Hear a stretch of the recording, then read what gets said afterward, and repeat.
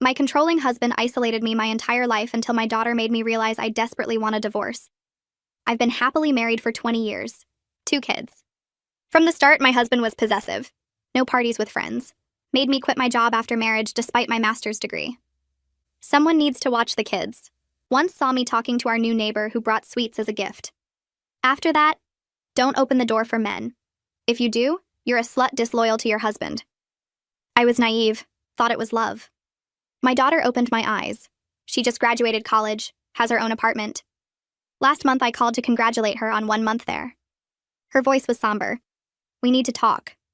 In person. Come over. No, Mom, you come here. Made me nervous. But I can't drive. No car, never learned. Get ready. I'm picking you up in 20. Don't tell Dad. She said nothing during the drive. Inside her apartment, she hugged me tighter than ever. I can finally help you get away from him. What? I waited until I had my own place so you'd have somewhere to go. Honey, remember when Dad burst in screaming because you forgot salt in his food? He poured hot water on you. Made you cook everything again. That's not normal, Mom. She was crying. You've wasted years rotting there. No friends. Now your kids are independent. Think about yourself. Divorce him. My door's always open. Her words hit hard. I'd lost all friends. Couldn't even walk alone without fearing his temper. Avoided men in grocery stores. When we struggled financially, wanted to work, he refused. Never raised my voice. Even when he'd come home drunk at 2 a.m. shouting slurs, waking the kids. I hated that life. Started crying, realizing my daughter noticed everything. Worked hard to become my support. After hours of crying and bonding, I found courage. Called my husband. Where the fuck are you? This time I yelled back, lower your voice. I want a divorce. Silence. Then screaming, someone's poisoning you against me. Tell me where you are. I'll end them. I flinched but looked at my daughter's confident face. I'm not coming back. Divorce is final. He hung up. We started discussing lawyers, next steps. But I'd forgotten his craziness. He knew my daughter's address. Minutes later, car pulled up. Banging on door. Open up! I know you're in there! My daughter grabbed her phone to call 911. But he kicked the door. It splintered. He stood there, breathing hard, scanning until he found me. 20 years. 20 years I've taken care of you. You isolated me. Protected you. From a world that would have destroyed you. My daughter stepped between us. Leave. Now, or I'm calling police. He laughed. You think you can threaten me? I'm your father. You're an abuser. His face went dark, grabbed her arm. You poisoned her against me. Let go. You're coming home. Both of you. N-O-W. No. He raised his hand. I'd seen that look 1,000 times before, but never toward our daughter. Don't touch her! I shoved him. First time I'd ever laid hands on him. He stumbled, shocked, then smiled. Cold, calculated. You just assaulted me, in front of a witness. You broke in. Into my daughter's apartment? To check on my missing wife? He pulled out his phone. I'm calling police. Tell them my mentally unstable wife kidnapped by our daughter is getting violent. That's not 20 years of marriage. I've documented everything, every outburst, every time you've forgotten things. Lost track of time. The medication you refused to take. What medication? The antipsychotics I've been putting in your food. Doctor prescribed them years ago. You just don't remember. Early onset dementia runs in your family, doesn't it? My blood went cold. My mother had dementia. You're lying. Am I? Check your medical records. Doctor visits you don't remember. Diagnoses, medications, all documented. My daughter was recording on her phone. This is evidence. Of what? A concerned husband trying to bring his sick wife home? He looked at me. You can't divorce me. You're not mentally competent. Haven't been for years. I have power of attorney. That's impossible. You signed it 3 years ago, during one of your episodes. I never had episodes. The medical records say different. Multiple hospitalizations, police wellness checks, all documented. My daughter checked her phone. Mom, there are records. Hospital admissions, police reports, your signature on forms. You never remember, he said softly.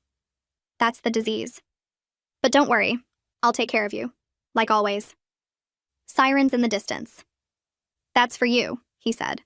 Wellness check on a woman off her medication. They'll take you for evaluation. Standard 72-hour hold. The sirens got closer. And when you get out, you'll come home. Where you belong. My daughter grabbed my hand. Run! But he blocked the door. Where would you go? No money, no car, no friends. Medical records showing mental incompetence. Who'd believe you over me? My daughter's fingers dug into my palm, her grip so tight I could feel her pulse racing against mine. The sirens grew louder, closer, and she tilted her phone screen toward me. The video was still recording, capturing everything. Her lips barely moved when she whispered that we needed to stay calm, that the police would see through his lies if we just let him keep talking.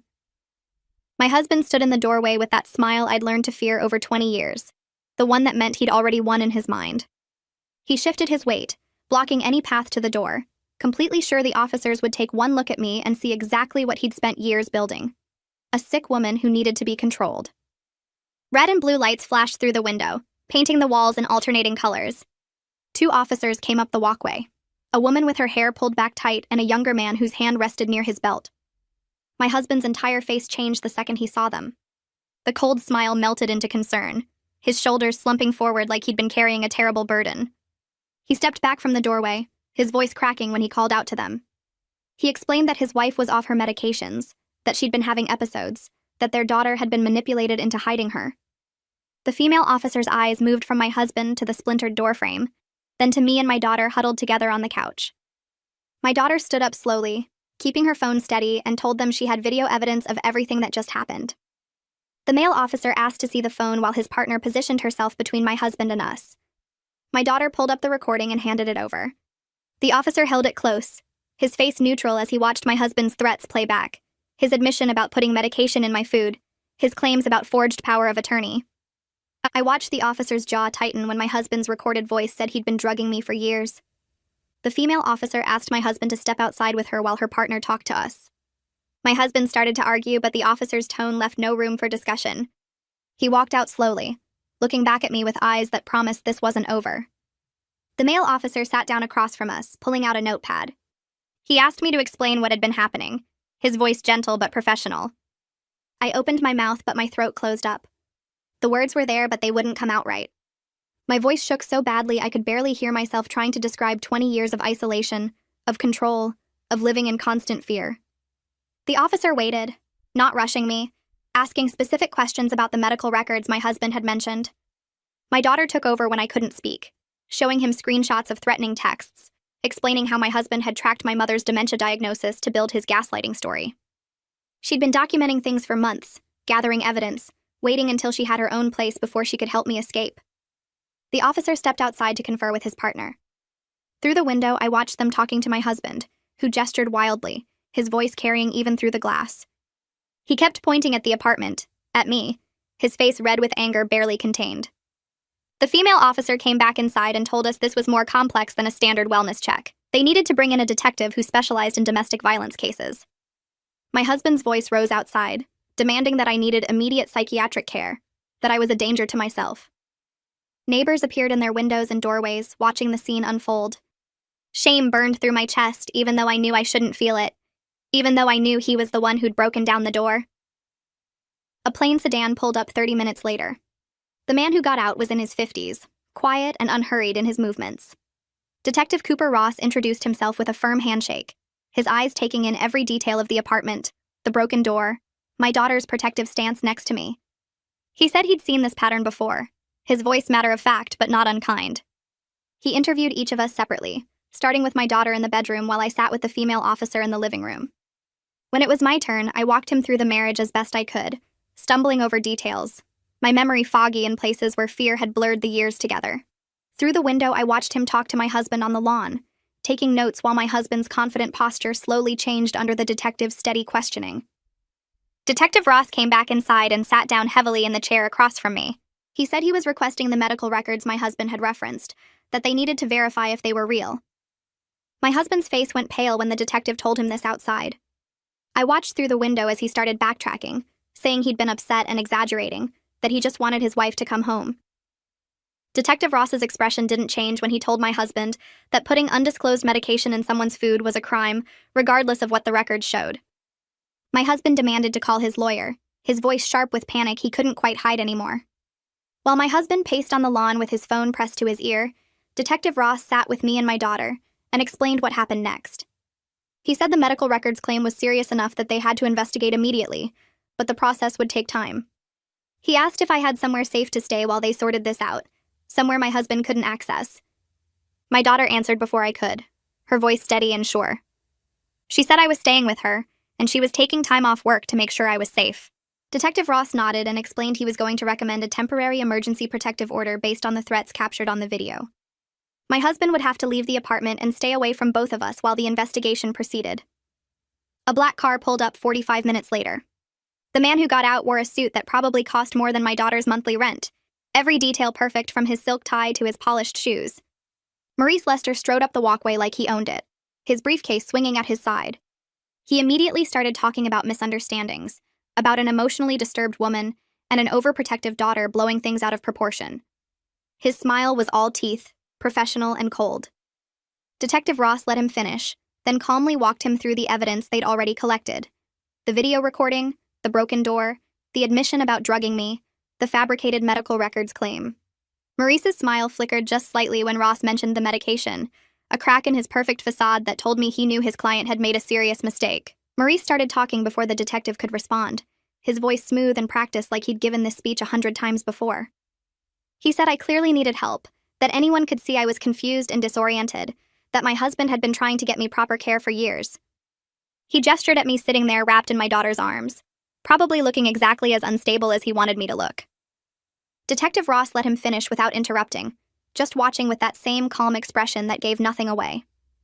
When Maurice finally stopped talking, the detective pulled out his phone and played back part of my daughter's recording, the part where my husband admitted putting medication in my food without telling me. Maurice's jaw tightened, but he recovered fast, saying that was just poor phrasing, that my husband meant he was helping me take prescribed medication I kept forgetting about. Detective Ross asked if that was why neither hospital had any record of me as a patient. Maurice said there must be some administrative error, that medical records get misplaced all the time. The detective nodded slowly and said that forcing someone to take medication without their knowledge or consent was assault regardless of whether a doctor prescribed it, and that fabricating medical records to justify that assault was fraud. Maurice opened his mouth to argue, but something in Ross's expression made him stop. The smooth confidence cracked just slightly, a flicker of uncertainty crossing his face as he realized the evidence wasn't going to disappear just because he had expensive suits and practiced speeches. The female officer came back inside carrying papers that she handed to Detective Ross. He looked them over, signed something, then walked outside to where my husband stood on the lawn still talking on his phone. I watched through the window as Ross interrupted whatever my husband was saying and handed him the papers. My husband's face went from confused to angry in seconds, red spreading up his neck as he read whatever was written there. He started yelling, loud enough I could hear him through the glass even though I couldn't make out the words.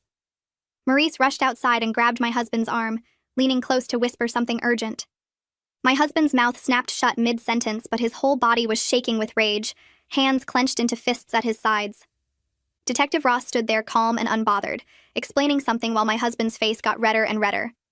Maurice kept his hand on my husband's arm, probably the only thing stopping him from doing something that would get him arrested right there. The other officer joined them outside, positioning himself between my husband and the apartment door. After what felt like forever but was probably only a few minutes, Maurice steered my husband toward his car while the officers watched.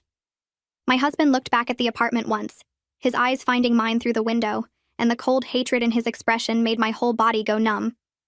Then Maurice got him into the passenger seat and they drove away, taillights disappearing down the street. The second they were gone, something inside me broke. My legs gave out and I collapsed onto my daughter's couch, my whole body shaking so hard I couldn't control it. 20 years of holding everything in, of staying quiet and small and obedient, came pouring out in gasping sobs that hurt my chest. My daughter sat down next to me and pulled me against her, and she was crying too, both of us shaking and holding on to each other like we were drowning.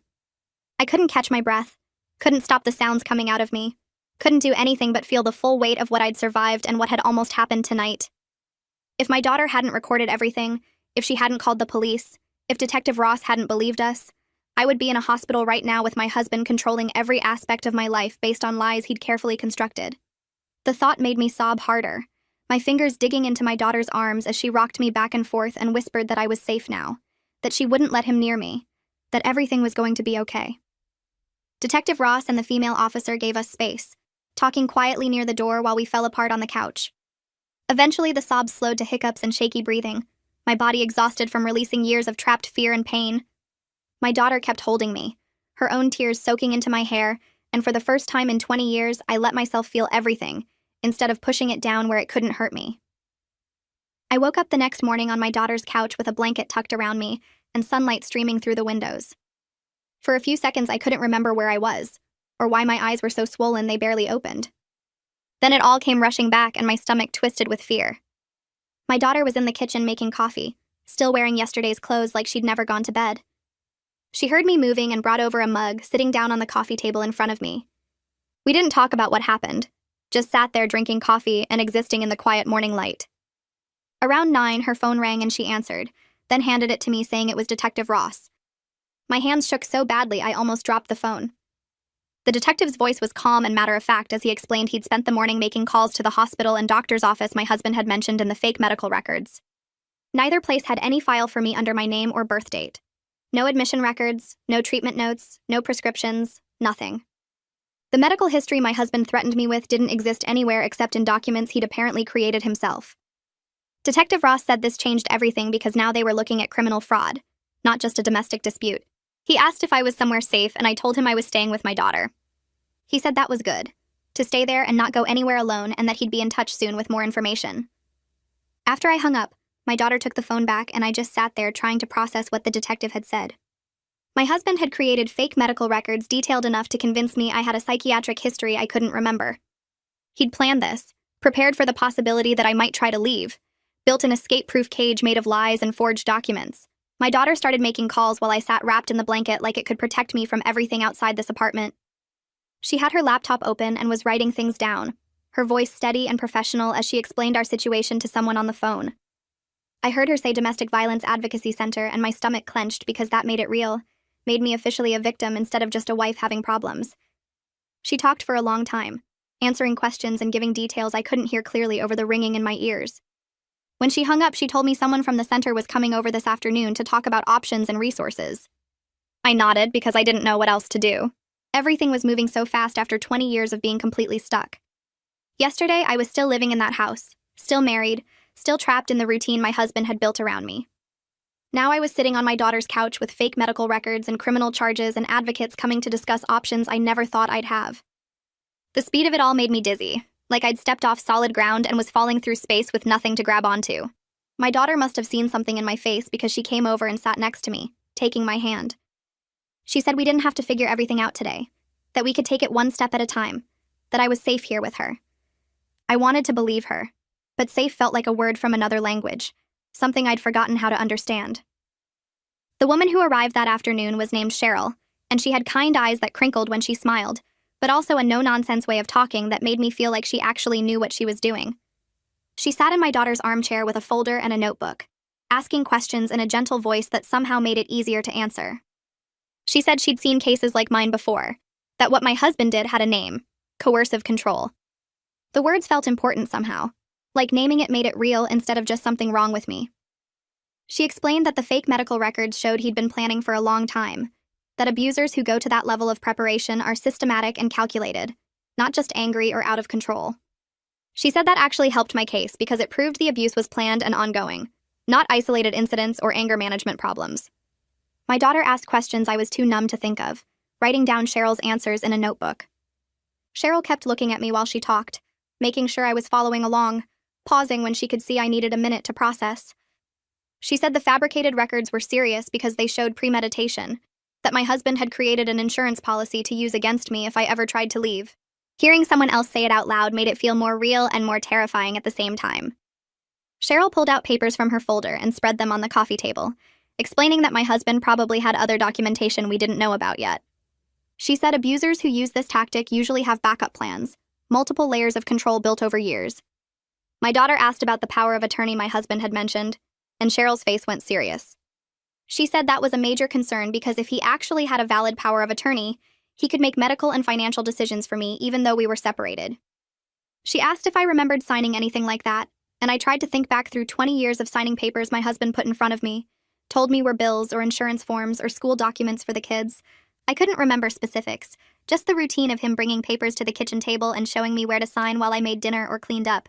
Cheryl nodded like she'd heard this before and said we needed to get copies of everything my husband might have filed. Check what was real and what was forged. She said her husband worked as a forensic document examiner and volunteered with the Advocacy Center, that he could analyze anything my husband produced to check for forgeries or alterations. My daughter asked how long that would take, and Cheryl said it depended on how much documentation existed and how well it was faked. But the medical records should be the priority since my husband had used them to threaten forced hospitalization. We spent the rest of the afternoon going through everything I could remember about papers I'd signed over the years. Cheryl asked about bank accounts, and I realized I had no idea what accounts existed in my name or what was in them. My husband handled all the money, gave me cash for groceries, paid all the bills himself. I'd never seen a bank statement or tax return or insurance policy with my name on it. Cheryl wrote all this down, her pen moving fast across the notebook pages. She asked about property deeds and car titles and credit cards, and I had to keep saying I didn't know. I'd never seen those documents. My husband took care of everything. My daughter's face got tighter and tighter as she listened, like she was only now realizing the full extent of how controlled my life had been. Cheryl said this level of financial control was extreme even for abuse cases, that most women had at least some access to accounts or documents. She explained that my husband had isolated me completely, not just socially but financially and legally, making it almost impossible for me to function independently. Hearing it laid out like that made me feel stupid for not seeing it sooner, for just accepting that my husband handled everything because he said I didn't need to worry about it. Cheryl must have seen something in my face because she stopped writing and looked at me directly.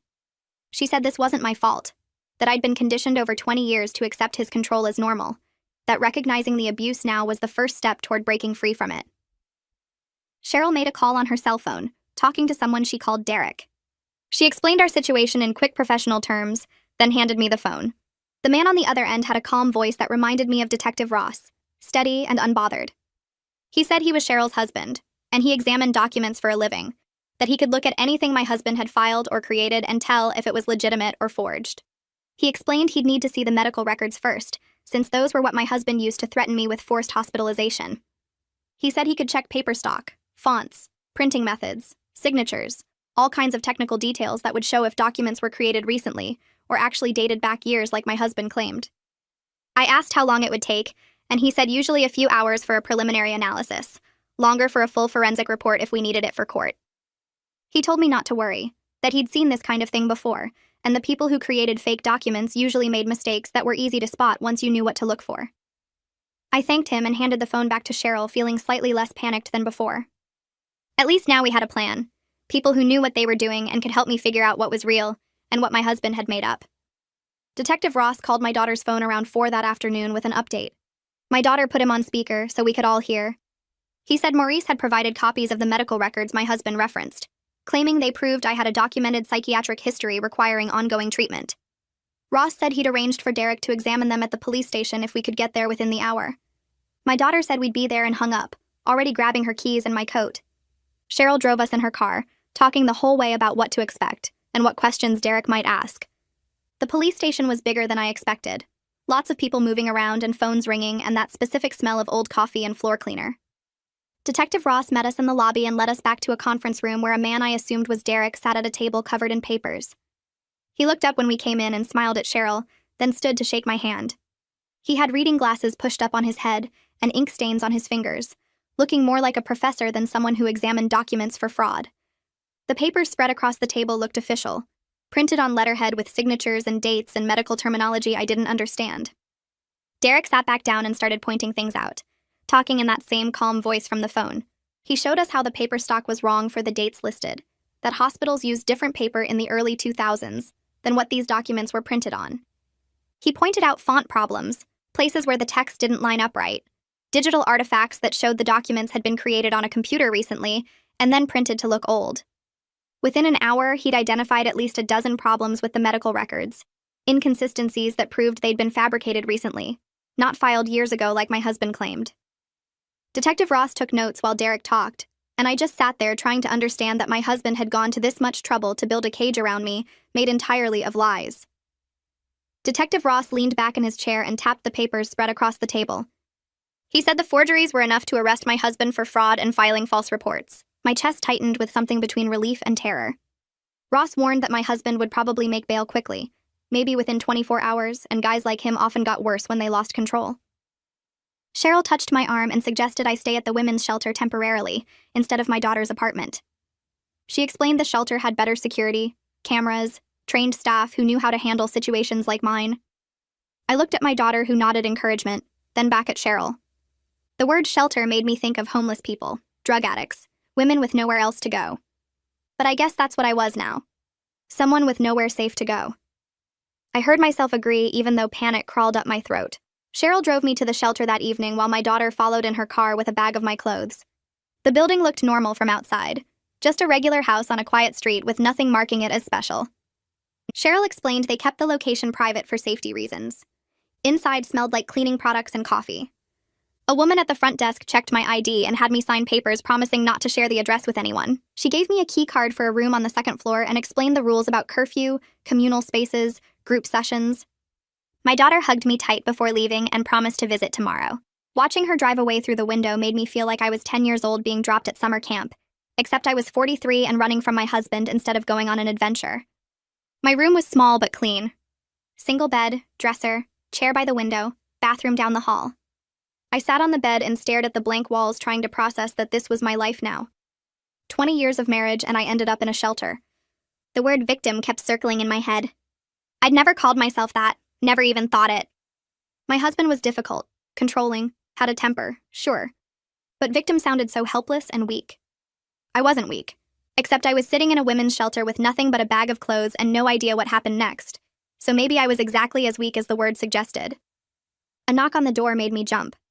A woman poked her head in and introduced herself as Rita, said dinner was ready downstairs if I was hungry. I wasn't, but I followed her anyway, not wanting to be rude.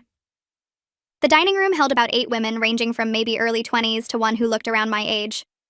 They glanced at me with expressions I couldn't read, then went back to their food. I took a plate of spaghetti and sat at the end of the table, keeping my eyes down.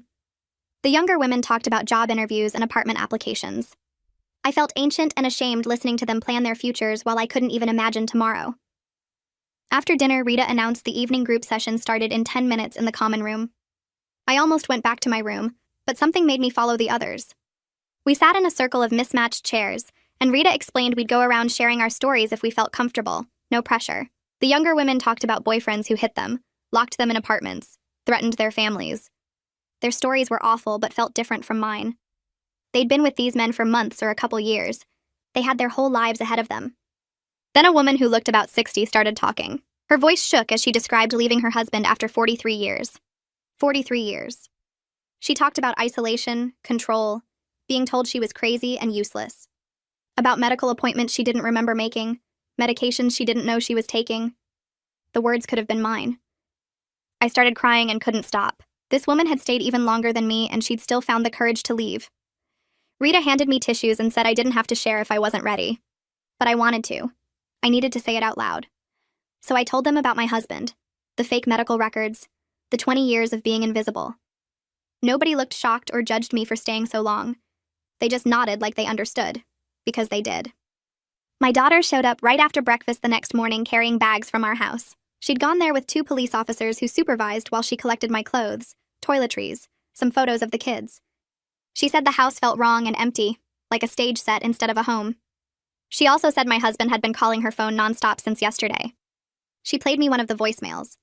His voice sounded small and broken, begging her to tell him where I was, promising he'd get help, swearing he loved me.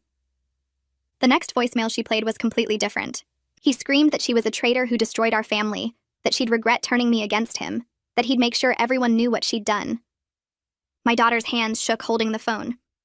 I hugged her and said I was sorry she had to deal with this. She shook her head and said she was glad she could finally help me get away from him. Detective Ross had told her to save every voicemail and text, but not to respond. Each message added to the evidence showing his controlling behavior and threats. That afternoon, Cheryl brought someone to meet me. She introduced her as Fiona, a crisis counselor who worked at the shelter and specialized in helping women who'd experienced long-term coercive control. Fiona looked younger than me, maybe mid-30s, with kind eyes and a calm way of talking that made me relax slightly. We sat in a small office off the main hallway, and she explained what coercive control meant, how it was different from just physical abuse. She said my brain had been conditioned over 20 years to expect punishment for any independence, any choice I made without permission. Learning to make decisions again would take time because my nervous system had been trained to see independence as dangerous. She asked me to describe how I felt making simple choices, like what to eat or where. I admitted that even picking my breakfast that morning had made my heart race with anxiety about choosing wrong. Fiona nodded and said that was completely normal given what I'd been through. She said the anxiety I felt wasn't weakness or craziness. It was my brain trying to protect me based on 20 years of learning that making choices led to punishment. We'd work on retraining those responses, but it wouldn't happen overnight. 3 days passed in a weird routine of group sessions, meetings with Cheryl, and visits from my daughter. Then Detective Ross called the shelter and asked to speak with me. The staff member who answered handed me the phone looking serious. Ross said they'd arrested my husband that morning at his brother's house where he'd been staying. My stomach dropped even though I knew this was coming. Ross explained they'd executed a search warrant and found a laptop with additional fabricated documents. Fake psychiatric evaluations with letterheads from doctors who didn't exist. Medication logs showing years of prescriptions I'd never actually taken. Treatment plans for conditions I didn't have. My husband had apparently spent years building this paper trail, creating a whole false history that would make me look incompetent if I ever tried to leave. The planning, the calculation, the sheer amount of work he'd put into trapping me made me feel sick. Ross said this level of premeditation actually helped the case because it proved the abuse was systematic and intentional, not just anger management issues like his lawyer would probably claim. I thanked him and hung up, then ran to the bathroom and threw up. 2 days after the arrest, I was watching TV in the common room when the news came on. Maurice Lester stood behind a podium looking expensive and confident, giving a press conference about my husband's case. He called my husband a devoted spouse who'd spent 20 years caring for a mentally ill wife. Said the police had overreacted to a domestic dispute and were now persecuting a man who'd only tried to help me manage health issues I refused to acknowledge. He made it sound like my husband was the victim, and I was some unstable woman making false accusations. My hands clenched into fists watching him twist everything. Rita saw my face and changed the channel, then sat with me while I tried to breathe normally. Detective Ross called an hour later, probably guessing I'd seen the news. He said Maurice was doing what defense lawyers do, trying to shape public perception before trial. But the physical evidence of the forged documents was solid and couldn't be explained away by press conferences. He told me not to read news articles or social media about the case, that it would only upset me and none of it mattered compared to the actual evidence. The next week, a woman named Trudy Burke came to the shelter to meet with me. Detective Ross had mentioned her, said she was the prosecutor handling the case. Trudy looked sharp in a dark suit, probably in her 30s, with an intensity that made me sit up straighter. She explained they were charging my husband with multiple counts of document fraud, domestic violence, and coercive control. The coercive control charge was newer and harder to prove than the others, but she thought they had a strong case given the pattern of behavior over 20 years combined with the fake medical records. She needed me to provide specific examples of how my husband had isolated and controlled me. I started talking about not being allowed to work or have friends, and she stopped me. She needed more detail than that. Specific incidents with dates if possible, exact things he'd said or done, witnesses who might have seen his behavior. My daughter had come with me to the meeting and she started adding things I'd forgotten or minimized. The time he'd poured hot water on me for forgetting salt in his food. The time he'd screamed at me in front of the kids for talking to a male neighbor. The time he'd hidden my phone for a week as punishment for calling my mother without permission. Trudy wrote everything down, occasionally asking clarifying questions. Hearing it all laid out chronologically like that showed the systematic nature of his abuse in a way I couldn't see while living through it. Each incident had seemed isolated at the time, just him having a bad day or me screwing up. But listed one after another, they formed a clear pattern of someone deliberately breaking me down. A week after his arrest, Detective Ross called with news I'd been dreading. My husband had made bail despite Trudy's objections. The judge had set strict conditions including GPS monitoring and no contact with me or my daughter, but he was out. Ross's voice sounded tense explaining this. Cheryl came to my room right after the call, probably warned by Ross that I'd be upset. She said this was a dangerous time because abusers often escalated when they lost control, when they realized the old tactics weren't working anymore. The shelter was increasing security protocols. I wasn't allowed to leave without an escort. Staff would be checking the cameras more frequently. She made it sound routine, but I could see the concern in her face. I spent that night barely sleeping, jumping at every sound, imagining my husband somehow finding the shelter despite its secret location. The next morning, Fiona knocked on my door and said we had work to do. She'd been patient the past week, letting me adjust to the shelter and process everything. Now she wanted to start working on practical skills I'd never learned, because my husband controlled everything. We started with phone calls. She had me practice calling the electric company to ask about my bill, calling a doctor's office to schedule an appointment, calling a store to ask if they had an item in stock. Simple things that most people did automatically. My hands shook dialing the numbers. My voice came out too quiet and apologetic. After each call, Fiona gave feedback, had me try again with more confidence. She explained that 20 years of conditioning wouldn't disappear in a week, but each small step mattered. We practiced asking questions instead of just accepting whatever someone told me. We practiced expressing preferences, saying no, ending conversations when I wanted to. Everything made my heart race with anxiety, but Fiona stayed patient, reminding me that feeling scared didn't mean I was doing it wrong. It meant I was doing something new, something my brain had been trained to see as dangerous. We'd keep practicing until it felt less scary, even if that took months. 3 days after settling into the shelter, my daughter knocked on my door with her phone in hand. Her face looked serious but not scared, which I'd learned to read as good news mixed with something heavy. She sat on the edge of my bed and pulled up her messages. My son had finally responded to everything she'd sent him about what happened. She scrolled through his texts, her finger moving slowly so I could read each one. He kept saying he couldn't believe it, that he felt sick reading what she'd told him. He wrote that Dad always acted different when he and his sister were around, more controlled, less angry. The worst stuff happened when the kids weren't home or were too young to understand what they were seeing. He said he remembered times Mom seemed scared or jumpy, but Dad would explain it away as her being tired or stressed, and he'd believed it because he was just a kid who wanted everything to be normal. Now he was replaying every memory and seeing his father's behavior in a completely different way. My daughter showed me the last message where he said he was booking a flight home for next week and would help however we needed him to. I felt this weird mix of relief that both my kids were supporting me and shame that they had to deal with their father's crimes. My daughter squeezed my hand and reminded me this wasn't my fault, that I'd protected them as much as I could, and now they wanted to protect me back. The next morning, Cheryl showed up with a folder full of paperwork and a determined look on her face. She said we needed to get me some emergency money since I had nothing of my own after 20 years of my husband controlling every dollar. We sat at one of the shelter's tables, and she walked me through the application for emergency assistance. The form wanted documentation I didn't have, like pay stubs, bank statements, proof of address. I started panicking because I had none of that, but Cheryl said she knew how to work the system for domestic violence survivors. She checked boxes about financial abuse and attached the police report from my husband's arrest. She wrote a letter explaining my situation and attached copies of the protective order. 2 days later, she called to say I'd been approved for a small grant through a program specifically for abuse survivors. The amount wasn't huge, but it would let me buy clothes and personal items, things I needed but couldn't ask my daughter to pay for. Cheryl took me to a discount store and I walked through the aisles picking out basics. I stood in the shampoo section for 10 minutes just staring at all the choices. Something so simple, but I couldn't remember the last time I'd chosen my own shampoo. My husband bought everything, and I used what he brought home. I finally picked one that smelled like coconut because I liked coconut, and that tiny choice made me cry right there in the store. Cheryl pretended not to notice and kept talking about other things we needed to get.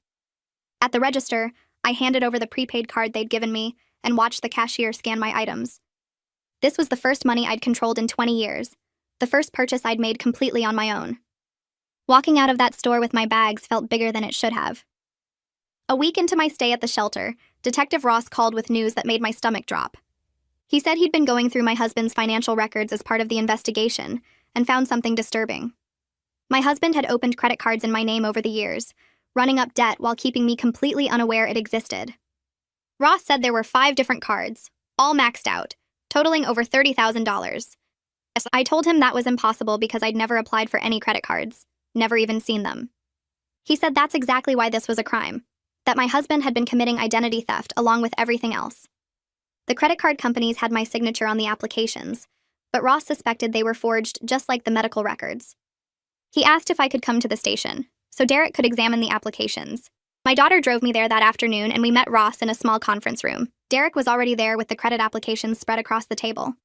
He had this magnifying tool and was comparing the signatures to documents I'd actually signed, like my driver's license application from when I finally got my license years ago. He pointed out how the signatures on the credit applications were similar but not quite right, little differences in how certain letters connected.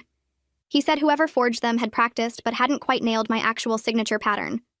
Most of the applications showed my signature was forged, created by someone who had access to my real signature, but wasn't me. Ross said this added identity theft to the growing list of charges against my husband. What shocked me most was how systematic it all was. My husband hadn't just controlled me in the moment.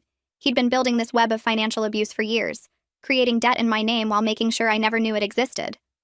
Even the professionals helping me seemed surprised by how extensive and planned out the whole thing was.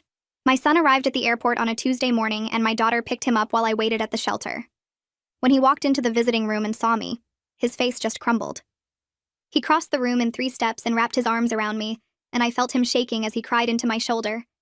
He kept saying he was sorry, that he should have known, that he should have protected me. I had to pull back and look at him, really look at him, and explain that he was a child when most of this happened. He couldn't have stopped his father even if he'd understood what was going on. I told him his father was careful, that he acted differently when the kids were around, that the worst abuse happened when they weren't there to see it. My son said he'd been replaying every memory since my daughter told him what happened, seeing his father's behavior through new eyes. He remembered times I'd flinched or gone quiet when his father came home, times his father had yelled at me over small things, but back then he'd thought it was just normal parent stuff. Now he understood it was part of a pattern of control and fear. We sat on the couch in the visiting room and cried together, both of us grieving the family we'd thought we had and facing the reality of what it actually was.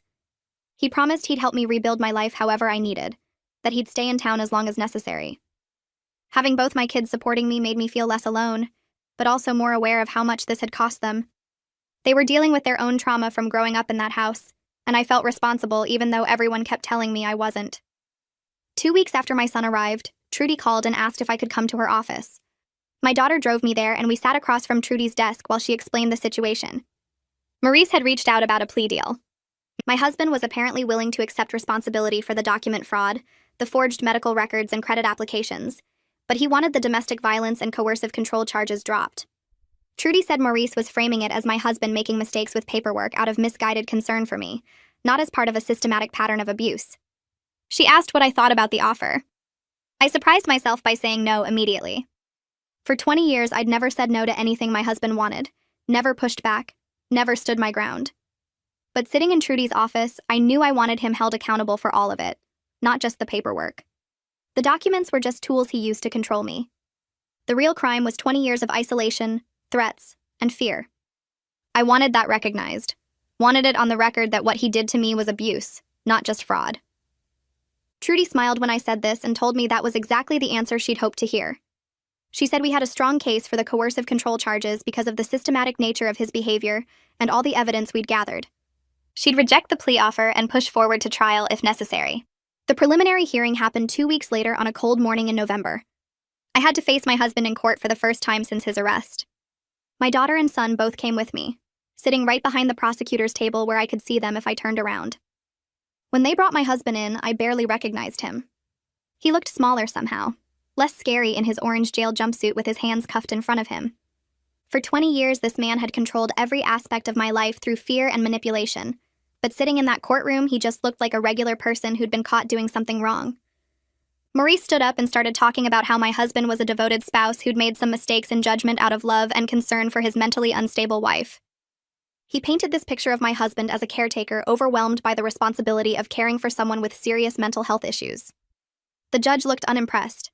She'd clearly read all the evidence beforehand, because she started asking Maurice pointed questions about the forged medical records, the fake psychiatric evaluations, the credit cards opened in my name. Maurice stumbled through his answers, trying to minimize each thing as a separate incident rather than a pattern. Then Trudy stood up and walked the judge through the timeline of abuse, showing how everything connected into a systematic plan to control me and prevent me from ever leaving. She presented the recording my daughter had made of my husband's threats, the forged documents Derek had analyzed, the financial records showing the identity theft. The judge listened to all of it with her face getting more serious. When both lawyers finished, she said she was ordering my husband held without bail. She said the evidence showed a pattern of escalating threats and manipulation, and given that he'd already violated the initial protective order by showing up at my daughter's apartment, she couldn't trust him not to try contacting me or intimidating witnesses if he was released. Maurice objected, but the judge cut him off. My husband's face went red with anger as they led him back out of the courtroom. I felt my whole body relax, knowing he'd stay locked up at least until the trial. After the hearing ended, my daughter and son walked with me toward the courthouse exit. We were almost to the door when 3 women approached us in the hallway. I recognized my husband's sister immediately, along with his mother and his aunt. His sister got right in my face and started saying I was destroying their family with lies and exaggerations, that my husband was a good man who didn't deserve what I was doing to him. She said I'd always been dramatic and unstable, that everyone in the family knew I had problems. My daughter stepped between us immediately and told them firmly to leave me alone. I was shaking, my old instinct to apologize and back down kicking in, even though I knew I hadn't done anything wrong. My husband's mother said I should be ashamed of myself for putting their son in jail, that I was tearing apart a family over normal marriage problems. Before I could respond, Detective Ross appeared seemingly out of nowhere. He positioned himself between us and the family members and said they needed to leave immediately. He warned them about witness intimidation and said if they approached me again, he'd have them arrested. They backed off but kept glaring at me as they walked away. Ross walked us all the way to my daughter's car, making sure the family members didn't follow us. I sat in the passenger seat trembling, hating that I still felt scared and guilty even though I'd done nothing wrong. But I was also grateful that I had people protecting me now, that I wasn't facing this alone like I'd faced everything else in my marriage. Back at the shelter that evening, Fiona knocked on my door and said we needed to talk about next steps. She sat on my bed and explained that while the legal case was important, I also needed to start processing 20 years of trauma. She said the shelter had been a safe place to stabilize, but I needed deeper therapeutic work to really heal from what I'd experienced. She offered to connect me with a psychiatrist she knew who worked specifically with long-term domestic violence survivors. The psychiatrist's name was Dr. Jenkins, and she had an opening that week if I wanted it. I said yes, even though the idea of therapy scared me. I'd spent 20 years having my reality denied and questioned, and part of me worried a therapist would do the same thing. Fiona promised Dr. Jenkins was different, that she understood coercive control and wouldn't judge me for staying as long as I did. The appointment was 2 days later in Dr. Jenkins's office across town. She was a woman in her 50s with gray hair and kind eyes who didn't look at me with pity. She asked me to tell her my story in my own words, and I started talking. Once I started, I couldn't stop, everything pouring out about the isolation and the control and the fear.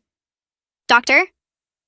Jenkins listened without interrupting, just nodding sometimes or asking small questions to clarify things. When I finished, she said something that made me cry. She said my brain had been operating in survival mode for so long that learning to feel safe would take conscious work and time. She explained that my responses, the anxiety and the hypervigilance and the difficulty making decisions, were all normal reactions to abnormal circumstances.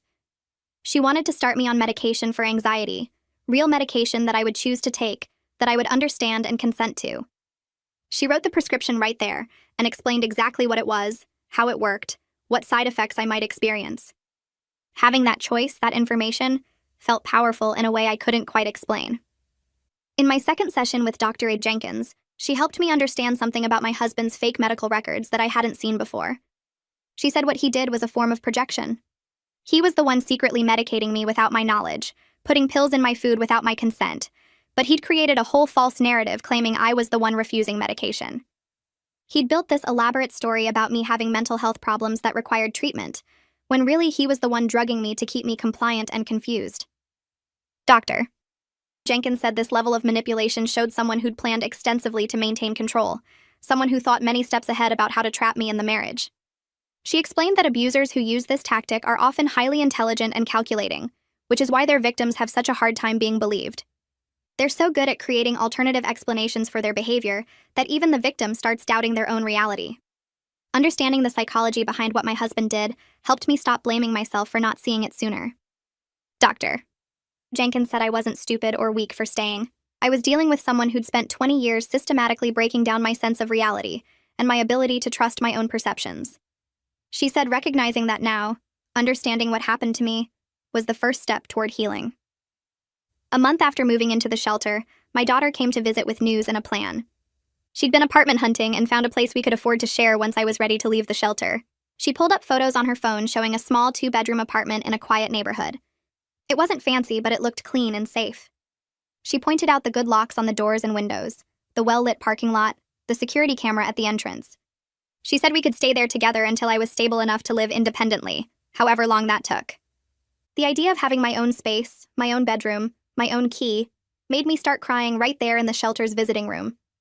For 20 years, I'd lived in a house where I had no privacy, no safety, no control over who came and went. My husband had keys to everything and could show up anywhere at any time.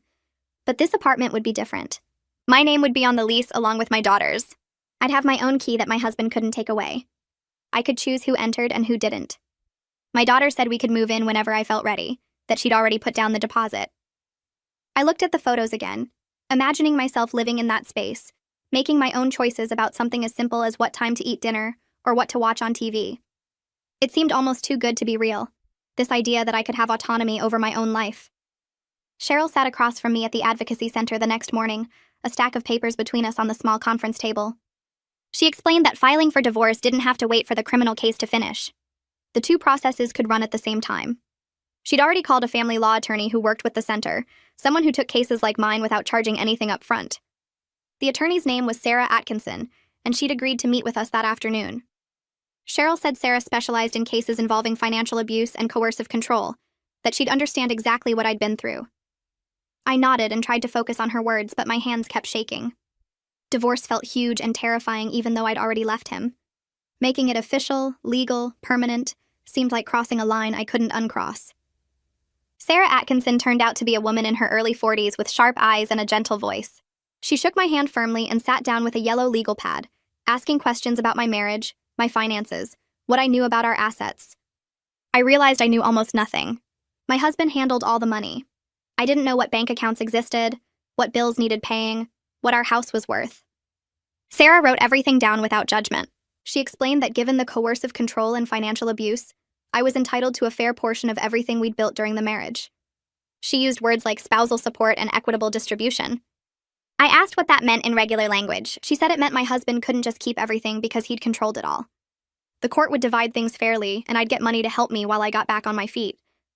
She said women in my situation often ended up with significant assets because the court recognized they'd been prevented from working and building their own resources. I started crying right there in her office, relieved and overwhelmed at the same time. 2 weeks later, I sat in family court with Sarah beside me, waiting for my case to be called. My husband's lawyer, Maurice, stood across the courtroom with another attorney I didn't recognize, a woman in an expensive suit who kept whispering to him. Sarah had warned me that Maurice would try to make me look bad, that he'd argue I abandoned the marriage. When the judge called our case, Maurice stood and said exactly that. He claimed I'd left my husband without warning, gone to my daughter's apartment, and then disappeared into a shelter, refusing all contact. He made it sound like I'd run away for no reason. The woman beside him nodded along like this made perfect sense. Sarah stood up calmly and pulled out copies of the protective order and the criminal charges pending against my husband. She explained to the judge that I hadn't abandoned anything. I'd fled for my safety after my husband broke into my daughter's apartment, threatened us both, and admitted to secretly drugging me for years. The judge's expression changed as Sarah laid out the timeline. She presented the video my daughter had recorded, the police reports, Detective Ross's findings about the forged medical records. Maurice tried to interrupt, but the judge held up her hand and told him to wait his turn. Sarah finished by saying that calling my escape from abuse and abandonment was insulting and legally wrong. The judge agreed. She said that based on the evidence of ongoing danger, she was granting a temporary order that gave me exclusive use of the marital home if I wanted it. My husband would have to stay away. Maurice's face went red, but he didn't argue further. 3 days later, I stood on the front porch of the house I'd lived in for 20 years, my daughter on one side and my son on the other. A police officer waited by his car in the driveway, there to make sure nothing went wrong. My hands shook as I put the key in the lock. The door opened and I stepped inside. Everything looked exactly the same but felt completely different. The living room where my husband used to yell at me over tiny mistakes. The kitchen where he'd poured hot water on my arm because I forgot salt. The hallway where I'd walked on tiptoe trying not to disturb him. My daughter squeezed my hand and asked if I was okay. I nodded even though I wasn't sure. We walked through the room slowly. My son pulled out his phone and started taking pictures of everything like Sarah had told him to do. Document the condition of the house, she'd said. Make sure nothing goes missing. My daughter helped me pack clothes from the bedroom closet. I grabbed my winter coat, some sweaters, jeans I hadn't worn in years because my husband said they made me look cheap. In the bathroom, I found my old makeup bag buried under his shaving supplies. I'd stopped wearing makeup years ago because he said only loose women painted their faces.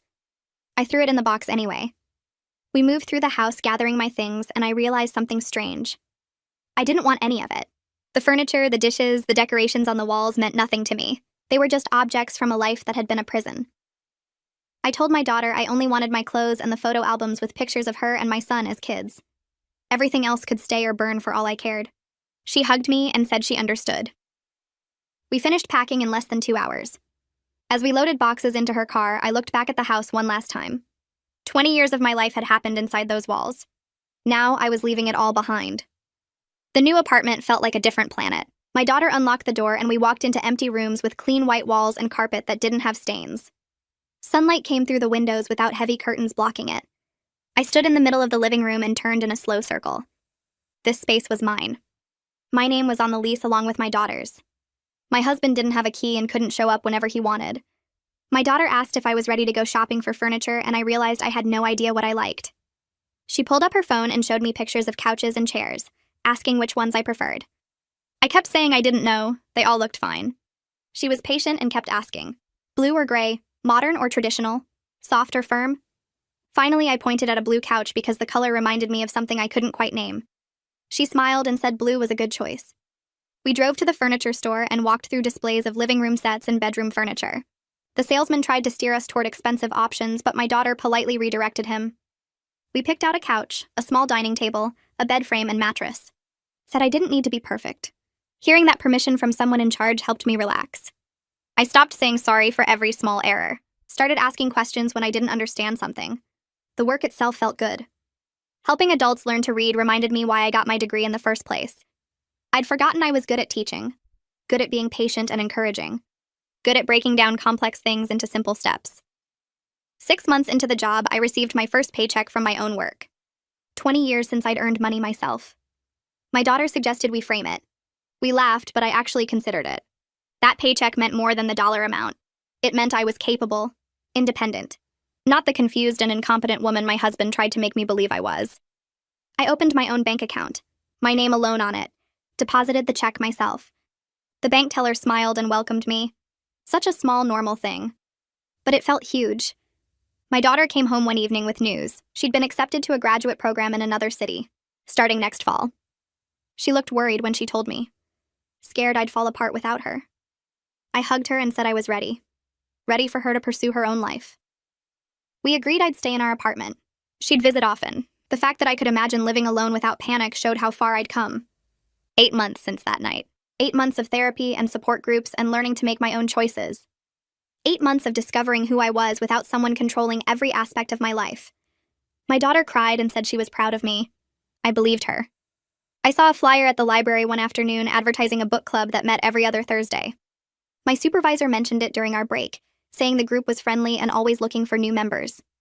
I thought about it for 3 days before finally writing down the meeting time and location. The idea of walking into a room full of strangers made my stomach hurt, but I wanted to try. I wanted to have something in my life besides work and therapy appointments.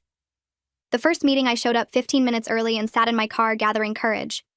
Women started arriving, carrying books and laughing as they greeted each other. I forced myself to get out and walk to the door. Inside, about 8 women sat in a circle with wine glasses and snacks spread across a table. One woman with gray hair and a warm smile introduced herself and welcomed me. Nobody asked why I was there or where I came from. They just made space for me in the circle and handed me a glass of wine. We talked about the novel we'd all read, a mystery about a woman starting over in a new city.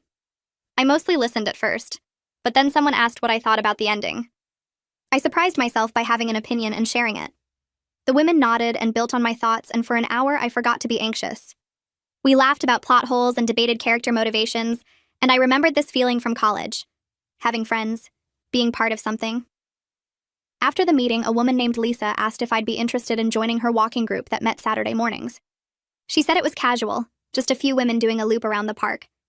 My first instinct was to say no, to make an excuse. But I heard myself say yes instead. Lisa smiled and took my number, promising to text me the details. Driving home, I felt something unfamiliar. Not quite happiness, but maybe hope. My next therapy session, I told Dr. Jenkins about the book club and the walking group. She smiled and said this was exactly the kind of progress she'd been hoping to see. Then she told me she thought I was ready to reduce our sessions to once a week instead of twice. I felt panic rise in my chest at the thought of less support, but she explained that I'd built healthy coping skills and a support network. She said I didn't need her as much as I used to, which was the goal all along. She warned me that healing wouldn't be a straight line. I'd have setbacks and hard days, maybe for the rest of my life. But I'd learned how to manage my anxiety instead of letting it control me. I still had nightmares sometimes where my husband found me and dragged me back to that house. I still felt my heart race when I heard loud male voices or saw someone who looked like him from behind. But now I could recognize these responses as trauma reactions and use the tools I'd learned to calm myself down. I could separate past danger from present safety, most of the time. 1 year after that night at my daughter's apartment, I boarded a plane to visit my son overseas. The airport overwhelmed me with crowds and noise and security procedures I didn't understand. I almost turned around 3 times. But I thought about my son's excited voice when I told him I was coming, and I kept moving forward. The flight lasted 14 hours and I barely slept, gripping the armrests during takeoff and turbulence. But I did it. I flew alone to another country. My son met me at the airport with the biggest hug, and I cried seeing him. He looked happy and healthy, so different from the tense young man who used to tiptoe around his father's moods.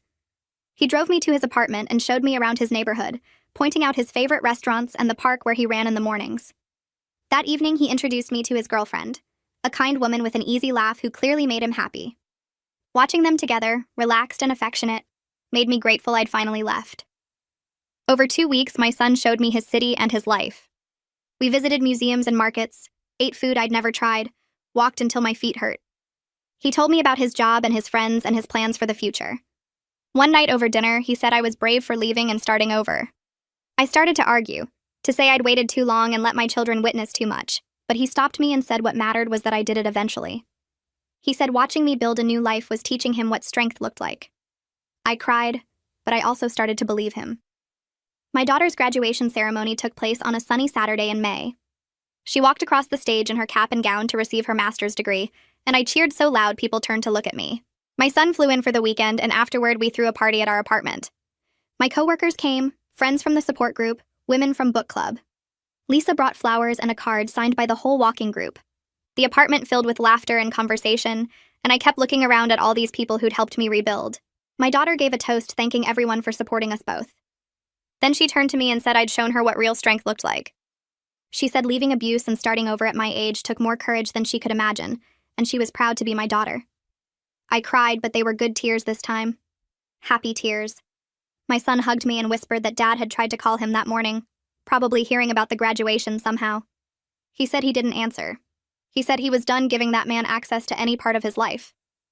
After everyone left, my daughter told me she'd been accepted to a PhD program in another city. She looked worried when she said it, scared I'd fall apart. But I hugged her and said I was ready. Ready for her to pursue her dreams without worrying about me. We agreed I'd stay in our apartment and she'd visit often. The fact that I could imagine living alone without panic showed me how far I'd come. She cried and said she loved me, and I believed I deserved that love. 2 weeks after my daughter moved, the apartment felt too quiet. I'd gotten used to her presence, her music playing while she studied, her voice on the phone with friends.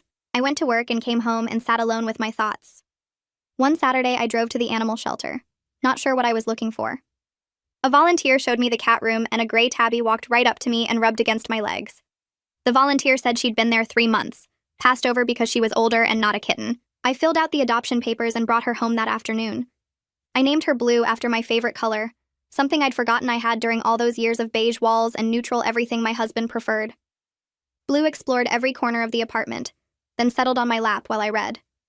Having a living creature depend on me felt healing in ways I didn't expect. She didn't care about my past or my mistakes.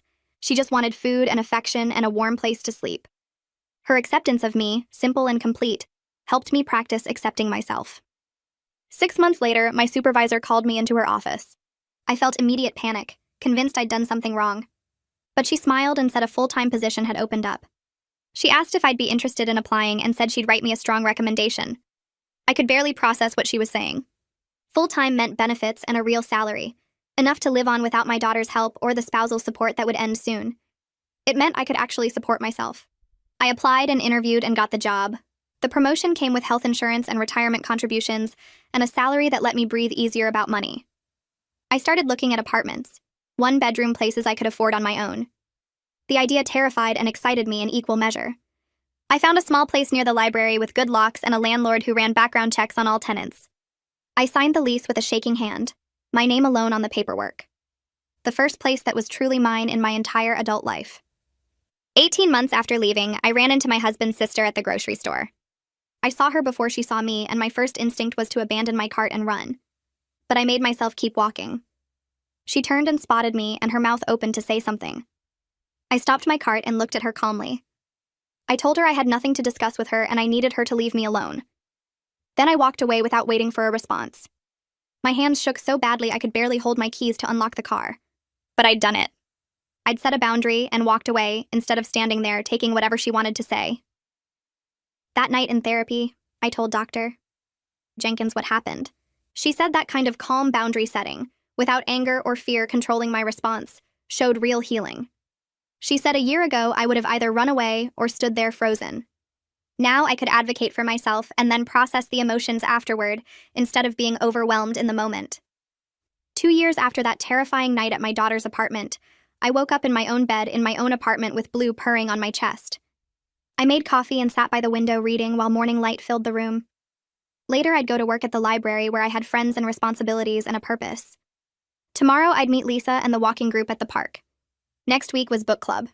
My daughter would call tonight from her PhD program, and my son would send photos from his latest adventure overseas. I still had hard days when the trauma felt heavy and overwhelming. Days when I couldn't stop thinking about all the years I'd lost, all the things I'd never get back. Days when anxiety made it hard to leave my apartment, or when nightmares left me exhausted and shaken. I probably always would. But I also had good days now. Days filled with small joys like reading with Blue in my lap, coffee with friends who knew nothing about my past, video calls with my children who told me they were proud of me. I was learning that healing didn't mean forgetting what happened, or pretending those 20 years didn't exist. It meant building a life where the past didn't control my present. It meant making choices based on what I wanted instead of what I feared. It meant believing I deserved safety and kindness and a space of my own. My daughter called that evening like she did every Sunday. She asked how I was doing, really doing. I told her I was okay. I told her some days were harder than others, but I was managing. I told her I was getting better at believing I deserved this new life I was building. And for the first time, I wasn't just saying words I thought she wanted to hear. I was telling the truth. When we got to the home goods section, I stood frozen in front of shelves full of towels. My daughter asked what color I wanted. I looked at all the options and felt stupid for not being able to decide. She held up blue towels that matched the couch. I nodded and she put them in the cart. We moved through the store picking dishes and silverware, a coffee maker and drinking glasses. Each choice felt huge even though they were just ordinary household items. My daughter kept asking my opinion and waiting for my answer. At the checkout, I watched her pay with her credit card and felt guilty that she was spending money on me. She said not to worry about it, that helping me start over was important to her. We loaded everything into her car and drove back to the apartment. As we unpacked boxes and set up furniture, I realized something. I'd chosen blue towels because I liked blue. That was my own preference, separate from anyone else. It seemed like such a tiny thing, but it wasn't. It was me remembering who I was. The following week, I sat in Dr. Jenkins' office for what had become a regular appointment. She said she wanted to increase our sessions to twice a week for a while. I was processing major trauma while simultaneously trying to build a completely new life, and she said that was like running a marathon while recovering from surgery. The comparison made sense. Some days I woke up feeling almost okay, like maybe I could handle everything. Other days I couldn't get out of bed. The anxiety about the future crushed me until I could barely breathe. I'd lie there thinking about all the things I didn't know how to do, all the ways I might fail. Doctor. Jenkins said this back and forth was completely normal for someone recovering from long-term abuse. My brain had spent 20 years in survival mode, and now it didn't know how to operate without constant threat. She explained that healing wasn't a straight line going up. It was messy and inconsistent, and sometimes felt like going backwards. But the overall trend would be improvement even if individual days were terrible. She asked about my goals for therapy. I said I wanted to stop being scared all the time. I wanted to make decisions without panicking. I wanted to feel like a real person instead of just a collection of reactions to my husband's moods. She wrote all that down and said those were good goals. We could work on them together. She prescribed some medication to help with the anxiety attacks that kept hitting me at random times. I took the pills home and stared at the bottle for an hour before taking one. My husband had secretly drugged me for years. Now I was choosing to take medication that would actually help me. The difference mattered. 3 months after leaving my husband, I sat in a car in an empty parking lot, gripping the steering wheel so hard my knuckles turned white. The driving instructor sat in the passenger seat looking calm and patient. She told me to take a deep breath and release the parking brake. I did what she said and pressed the gas pedal very gently. The car moved forward at maybe 15 miles per hour. She said that was fine. I was doing great. I tried to believe her, but my heart hammered in my chest. My husband had never let me learn to drive. He said I didn't need to go anywhere without him, that giving me a car would just make me think I could leave whenever I wanted. Now I was 43 years old, learning something most teenagers figured out easily. The instructor guided me through the parking lot, explaining how to turn the wheel, how to check my mirrors, how to park between the painted lines. I messed up constantly, hit the curb, forgot to signal, couldn't get the car straight in the parking space. Each mistake made me want to quit. I pulled over and started crying, saying I was too stupid to learn this. The instructor handed me a tissue and said everyone learned at their own pace. Some people picked it up fast and some needed more time. Neither way was wrong. She said I was doing fine for my first lesson and we'd practice again next week. I wiped my face and nodded. On the drive home, I watched other people driving their cars and wondered if I'd ever feel that comfortable behind a wheel. Trudy called me one afternoon to explain that the criminal trial was scheduled for 6 months out. That seemed like forever, but she said it was actually fast for this kind of case. She wanted to start preparing me to testify. We met at her office twice a week after that, going over what would happen in court. She explained that Maurice would cross-examine me, trying to make me look confused or unreliable, or like I was making things up to hurt my husband. She said he'd probably bring up times I forgot things or seemed disoriented, using those moments to suggest I really did have mental problems. I needed to stay calm and stick to the facts. Don't get emotional, don't argue, just answer the questions honestly, and let the evidence speak for itself. We practiced for hours. She'd pretend to be Maurice and ask me horrible questions. Why did I stay so long if things were really that bad? Why didn't I tell anyone? Why did I sign documents without reading them? Each question felt like an accusation. She taught me to pause before answering, to think about what I was actually being asked instead of reacting to the tone. She said my daughter would be allowed in the courtroom for support, that I could look at her if I needed to remember why I was doing this. The preparation exhausted me, but I kept showing up. Trudy said I was getting better at handling the tough questions. I hoped she was right. Cheryl suggested I join a support group at the Advocacy Center for women who'd survived domestic violence. I didn't want to go. The idea of sitting in a room talking about my marriage with strangers made me feel sick, but Cheryl said it would help to hear other women's stories, to know I wasn't alone. I finally agreed to try one meeting. The group met Tuesday evenings in a small room with chairs arranged in a circle. 8 women were there when I arrived, ranging from early 20s to late 60s. The counselor running the group welcomed me and said I could share if I wanted or just listen. I chose listening. One by one, the women talked about their experiences. A young woman with a black eye described how her boyfriend tracked her phone and showed up everywhere she went. An older woman talked about her husband's financial control that left her with nothing when she finally left. Their stories sounded like mine. The isolation, the fear, the feeling that no one would believe them. A woman about my age said she'd left 5 years ago and was now remarried to someone kind. She said healing was possible and life could get better. I cried listening to her. I wasn't ready to think about relationships again. Maybe never would be. But knowing that happiness was possible after everything we'd been through gave me something I hadn't felt in a long time. Hope. My son called from overseas to say he was returning to his job, but would call me every week to check in. He'd stayed for a month helping me settle into the apartment and dealing with his own feelings about everything. Before he left, he told me his therapist was helping him process growing up in an abusive household. He said he kept remembering things differently now, seeing his father's behavior through new eyes. He felt guilty for not protecting me. I told him he was a child and none of this was his fault. He cried and said he should have known. After he left, I talked to Fiona about the guilt I felt over my children dealing with this trauma. She reminded me that my husband created this situation, not me. She said my job now wasn't to fix everything for my kids. My job was to heal and show them that leaving abuse was possible, that starting over at any age was worth it. My son called the following Tuesday like he promised. He asked how I was doing, and I could tell him honestly that I was okay. Not great, but okay. Better than I'd been. He said he was proud of me. Those words made me cry, but in a good way. 4 months after leaving, I sat in the DMV waiting for my name to be called for the driving test. This was my second attempt. I'd failed the first one 3 weeks ago by hitting the curb during parallel parking. The instructor said I did everything else fine, but that one mistake was enough. My daughter sat beside me in the waiting area, squeezing my hand. She said I'd do great this time. When they called my name, I walked out to the test car with my heart pounding. The examiner was a tired-looking man who barely made eye contact. He told me to drive. I went through the route he directed, checking my mirrors, using turn signals, staying under the speed limit. When we got to the parallel parking section, I took a deep breath and remembered everything my instructor taught me. Line up, turn the wheel, back up slowly, straighten out. I did it perfectly. The examiner marked something on his clipboard. We drove back to the DMV and he told me I passed. I sat there stunned for a second before thanking him. Inside, my daughter jumped up when she saw my face. We went to get my license photo taken and then walked out with the temporary paper license in my hand. My daughter suggested we celebrate with ice cream like I was a teenager. We sat in the ice cream shop and I stared at the paper with my photo and name on it. A driver's license seemed like such a small thing. Most people got theirs at 16 and never thought about it again. But for me, it was proof that I existed as a separate person.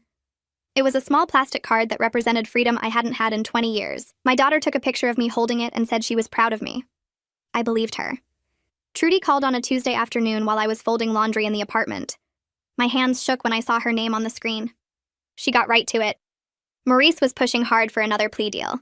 The evidence against my husband was too strong. He wanted to plead guilty to everything in exchange for 5 years with parole possibility. She said the choice was mine. I could accept the deal and skip trial or push forward and risk what a jury might decide. I thanked her and said I needed time to think. After hanging up, I sat on the couch staring at the pile of unfolded towels. 5 years felt like nothing compared to 20 years of my life he'd stolen, but the thought of sitting in a courtroom while Maurice tried to make me look crazy made my stomach hurt. My daughter came home from work and found me still sitting there. I told her about the call. She sat beside me and held my hand. We talked for hours about what I wanted. Part of me needed to face him in court and make him hear everything he did. But another part was so tired. The criminal case had dragged on for months already. My son called from overseas and I explained the situation. He said he'd support whatever I decided, but reminded me that Maurice would try to destroy me on the stand. He'd seen enough courtroom dramas to know how defense lawyers worked. Over the next week, I talked to everyone: my therapist, my attorney, Cheryl from the Advocacy Center, Fiona from the shelter. Each conversation pulled me in different directions.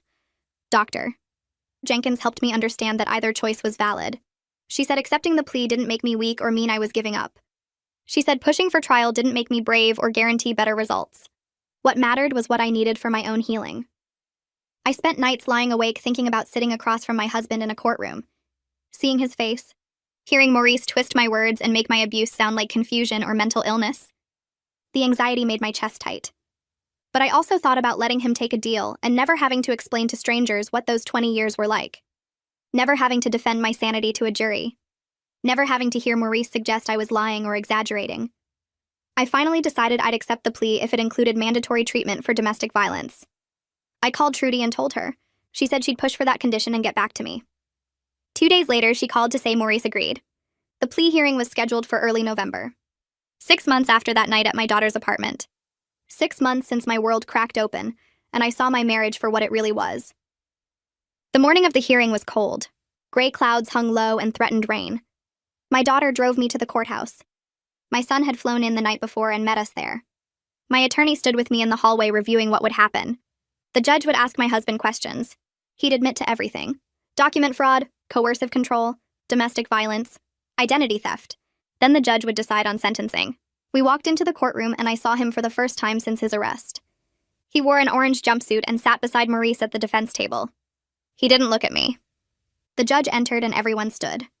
She was a woman in her 60s with sharp eyes and no patience for nonsense. She asked my husband to stand. Maurice stood with him. The judge read through the charges one by one, asked if he understood each one. His voice was flat when he answered yes. No emotion, no anger, just empty words. She asked if he was pleading guilty to all charges. He said yes. She asked if anyone forced him to take this plea. He said no. She asked if he understood he was admitting to these crimes. He said yes. The judge asked Maurice for his sentencing recommendation. Maurice said 5 years with parole eligibility. Trudy stood and argued for more time. She laid out the systematic nature of the abuse, the forged documents, the fake medical records, the financial crimes, the 20 years of control and isolation. She said this wasn't a crime of passion or a mistake. This was calculated and planned. She recommended 10 years minimum. The judge listened to both sides. Then she looked at my husband and asked if he had anything to say. He shook his head. No apology, no explanation. Nothing.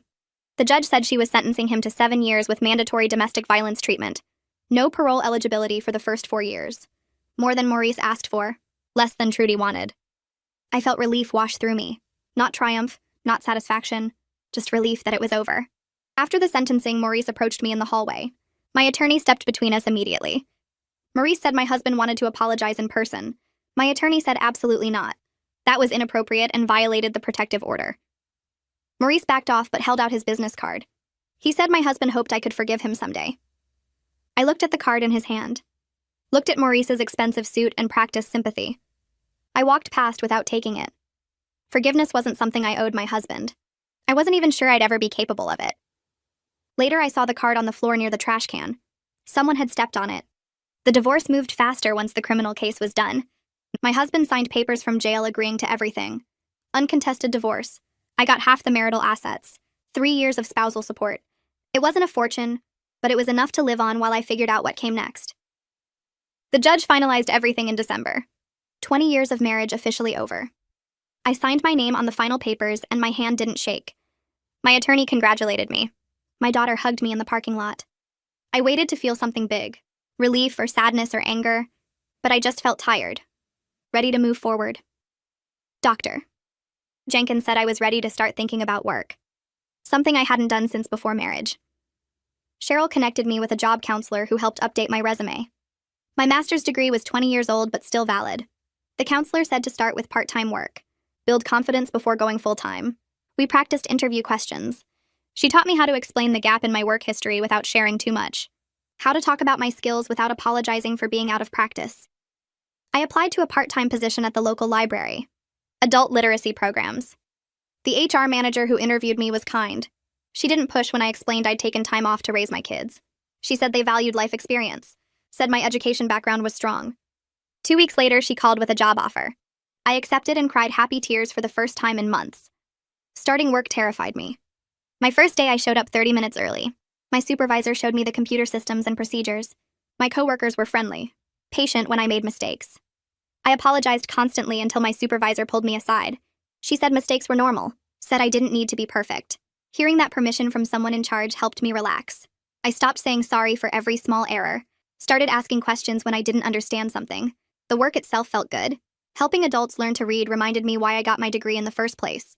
I'd forgotten I was good at teaching, good at being patient and encouraging, good at breaking down complex things into simple steps. 6 months into the job, I received my first paycheck from my own work. 20 years since I'd earned money myself. My daughter suggested we frame it. We laughed, but I actually considered it. That paycheck meant more than the dollar amount. It meant I was capable, independent, not the confused and incompetent woman my husband tried to make me believe I was. I opened my own bank account, my name alone on it, deposited the check myself. The bank teller smiled and welcomed me. Such a small, normal thing, but it felt huge. My daughter came home one evening with news. She'd been accepted to a graduate program in another city, starting next fall. She looked worried when she told me, scared I'd fall apart without her. I hugged her and said I was ready for her to pursue her own life. We agreed I'd stay in our apartment. She'd visit often. The fact that I could imagine living alone without panic showed how far I'd come. 8 months since that night. 8 months of therapy and support groups and learning to make my own choices. 8 months of discovering who I was without someone controlling every aspect of my life. My daughter cried and said she was proud of me. I believed her. I saw a flyer at the library one afternoon advertising a book club that met every other Thursday. My supervisor mentioned it during our break, saying the group was friendly and always looking for new members. I thought about it for 3 days before finally writing down the meeting time and location. The idea of walking into a room full of strangers made my stomach hurt, but I wanted to try. I wanted to have something in my life besides work and therapy appointments. The first meeting, I showed up 15 minutes early and sat in my car gathering courage. Women started arriving, carrying books and laughing as they greeted each other. I forced myself to get out and walk to the door. Inside, about 8 women sat in a circle with wine glasses and snacks spread across a table. One woman with gray hair and a warm smile introduced herself and welcomed me. Nobody asked why I was there or where I came from.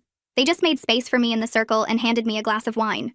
We talked about the novel we'd all read, a mystery about a woman starting over in a new city. I mostly listened at first, but then someone asked what I thought about the ending. I surprised myself by having an opinion and sharing it. The women nodded and built on my thoughts, and for an hour I forgot to be anxious. We laughed about plot holes and debated character motivations, and I remembered this feeling from college. Having friends. Being part of something. After the meeting, a woman named Lisa asked if I'd be interested in joining her walking group that met Saturday mornings. She said it was casual, just a few women doing a loop around the park. My first instinct was to say no, to make an excuse, but I heard myself say yes instead. Lisa smiled and took my number, promising to text me the details. Driving home, I felt something unfamiliar. Not quite happiness, but maybe hope. My next therapy session, I told Dr. Jenkins about the book club and the walking group. She smiled and said this was exactly the kind of progress she'd been hoping to see. Then she told me she thought I was ready to reduce our sessions to once a week instead of twice. I felt panic rise in my chest at the thought of less support, but she explained that I'd built healthy coping skills and a support network. She said I didn't need her as much as I used to, which was the goal all along. She warned me that healing wouldn't be a straight line. I'd have setbacks and hard days, maybe for the rest of my life, but I'd learned how to manage my anxiety instead of letting it control me. I still had nightmares sometimes where my husband found me and dragged me back to that house. I still felt my heart race when I heard loud male voices or saw someone who looked like him from behind. But now I could recognize these responses as trauma reactions and use the tools I'd learned to calm myself down. I could separate past danger from present safety, most of the time. 1 year after that night at my daughter's apartment, I boarded a plane to visit my son overseas. The airport overwhelmed me with crowds and noise and security procedures I didn't understand. I almost turned around 3 times. But I thought about my son's excited voice when I told him I was coming, and I kept moving forward. The flight lasted 14 hours and I barely slept, gripping the armrests during takeoff and turbulence. But I did it. I flew alone to another country. My son met me at the airport with the biggest hug, and I cried seeing him. He looked happy and healthy, so different from the tense young man who used to tiptoe around his father's moods. He drove me to his apartment and showed me around his neighborhood, pointing out his favorite restaurants and the park where he ran in the mornings. That evening he introduced me to his girlfriend, a kind woman with an easy laugh who clearly made him happy. Watching them together, relaxed and affectionate, made me grateful I'd finally left. Over 2 weeks, my son showed me his city and his life. We visited museums and markets, ate food I'd never tried, walked until my feet hurt. He told me about his job and his friends and his plans for the future. One night over dinner, he said I was brave for leaving and starting over. I started to argue, to say I'd waited too long and let my children witness too much. But he stopped me and said what mattered was that I did it eventually. He said watching me build a new life was teaching him what strength looked like. I cried, but I also started to believe him. My daughter's graduation ceremony took place on a sunny Saturday in May. She walked across the stage in her cap and gown to receive her master's degree, and I cheered so loud people turned to look at me. My son flew in for the weekend, and afterward we threw a party at our apartment. My coworkers came, friends from the support group, women from book club. Lisa brought flowers and a card signed by the whole walking group. The apartment filled with laughter and conversation, and I kept looking around at all these people who'd helped me rebuild. My daughter gave a toast thanking everyone for supporting us both. Then she turned to me and said I'd shown her what real strength looked like. She said leaving abuse and starting over at my age took more courage than she could imagine, and she was proud to be my daughter. I cried, but they were good tears this time. Happy tears. My son hugged me and whispered that Dad had tried to call him that morning, probably hearing about the graduation somehow. He said he didn't answer. He said he was done giving that man access to any part of his life. After everyone left, my daughter told me she'd been accepted to a PhD program in another city. She looked worried when she said it, scared I'd fall apart. But I hugged her and said I was ready for her to pursue her dreams without worrying about me. We agreed I'd stay in our apartment and she'd visit often. The fact that I could imagine living alone without panic showed me how far I'd come. She cried and said she loved me, and I believed I deserved that love. 2 weeks after my daughter moved, the apartment felt too quiet. I'd gotten used to her presence, her music playing while she studied, her voice on the phone with friends. I went to work and came home and sat alone with my thoughts. One Saturday, I drove to the animal shelter, not sure what I was looking for. A volunteer showed me the cat room, and a gray tabby walked right up to me and rubbed against my legs. The volunteer said she'd been there 3 months, passed over because she was older and not a kitten. I filled out the adoption papers and brought her home that afternoon. I named her Blue after my favorite color, something I'd forgotten I had during all those years of beige walls and neutral everything my husband preferred. Blue explored every corner of the apartment, then settled on my lap while I read. Having a living creature depend on me felt healing in ways I didn't expect. She didn't care about my past or my mistakes. She just wanted food and affection and a warm place to sleep. Her acceptance of me, simple and complete, helped me practice accepting myself. 6 months later, my supervisor called me into her office. I felt immediate panic, convinced I'd done something wrong. But she smiled and said a full-time position had opened up. She asked if I'd be interested in applying and said she'd write me a strong recommendation. I could barely process what she was saying. Full-time meant benefits and a real salary, enough to live on without my daughter's help or the spousal support that would end soon. It meant I could actually support myself. I applied and interviewed and got the job. The promotion came with health insurance and retirement contributions, and a salary that let me breathe easier about money. I started looking at apartments, one-bedroom places I could afford on my own. The idea terrified and excited me in equal measure. I found a small place near the library with good locks, and a landlord who ran background checks on all tenants. I signed the lease with a shaking hand, my name alone on the paperwork. The first place that was truly mine in my entire adult life. 18 months after leaving, I ran into my husband's sister at the grocery store. I saw her before she saw me, and my first instinct was to abandon my cart and run. But I made myself keep walking. She turned and spotted me, and her mouth opened to say something. I stopped my cart and looked at her calmly. I told her I had nothing to discuss with her, and I needed her to leave me alone. Then I walked away without waiting for a response. My hands shook so badly I could barely hold my keys to unlock the car. But I'd done it. I'd set a boundary and walked away instead of standing there taking whatever she wanted to say. That night in therapy, I told Dr. Jenkins what happened. She said that kind of calm boundary setting, without anger or fear controlling my response, showed real healing. She said a year ago I would have either run away or stood there frozen. Now I could advocate for myself and then process the emotions afterward instead of being overwhelmed in the moment. 2 years after that terrifying night at my daughter's apartment, I woke up in my own bed in my own apartment with Blue purring on my chest. I made coffee and sat by the window reading while morning light filled the room. Later, I'd go to work at the library where I had friends and responsibilities and a purpose. Tomorrow, I'd meet Lisa and the walking group at the park. Next week was book club. My daughter would call tonight from her PhD program, and my son would send photos from his latest adventure overseas. I still had hard days when the trauma felt heavy and overwhelming. Days when I couldn't stop thinking about all the years I'd lost, all the things I'd never get back. Days when anxiety made it hard to leave my apartment, or when nightmares left me exhausted and shaken. I probably always would. But I also had good days now. Days filled with small joys like reading with Blue in my lap, coffee with friends who knew nothing about my past, video calls with my children who told me they were proud of me. I was learning that healing didn't mean forgetting what happened, or pretending those 20 years didn't exist. It meant building a life where the past didn't control my present. It meant making choices based on what I wanted instead of what I feared. It meant believing I deserved safety and kindness and a space of my own. My daughter called that evening like she did every Sunday. She asked how I was doing, really doing. I told her I was okay. I told her some days were harder than others, but I was managing. I told her I was getting better at believing I deserved this new life I was building. And for the first time, I wasn't just saying words I thought she wanted to hear. I was telling the truth.